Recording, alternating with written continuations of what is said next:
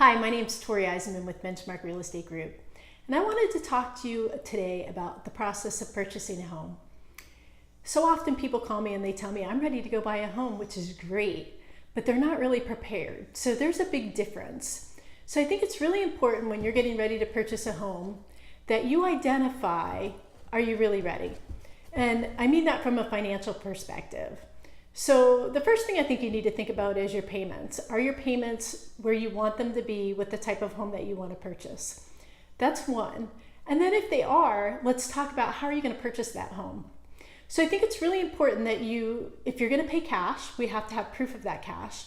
And if you're not in a position to pay cash, which many people aren't, then let's talk about getting a loan and who do you want to get that loan with? So a lot of times people call me and they say, well, I want to use this particular lender.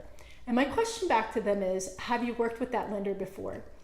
So I've had some horror stories where 2 weeks before closing, I've had an agent on the other side call and tell me, guess what, this buyer doesn't qualify. I'm like, how does that actually happen?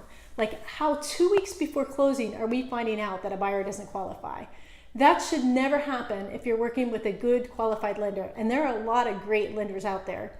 So what do they need from you? Filling out a form online is just the start, okay? That's gonna give them preliminary information. What happens when you get a loan is you have to go through something called the underwriting process. And that's really the lender figuring out if they feel like you are a risk or not. So what does that mean to you? That means whether you're getting ready to purchase a home next month or next year, it's imperative that you talk to a great lender now. And it doesn't matter if the lenders have their license for 30 years, you need to find out if they've been working in the industry recently because things are changing and they're changing rapidly.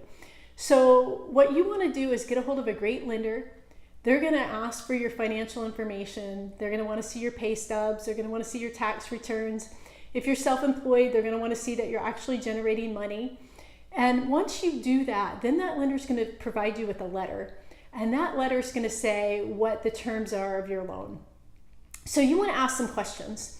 So you may see on TV, we'll pay all your closing costs. Be very leery of that kind of stuff because the reality is do you really get anything in life for free? You need to ask, are there points up front? Meaning, are they charging you interest rate, 1 point, 2 point, a percentage of what your loan amount is up front?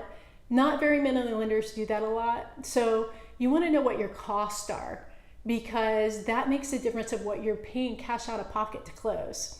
So once you get with that lender and you get that letter, now you're ready to go look at homes.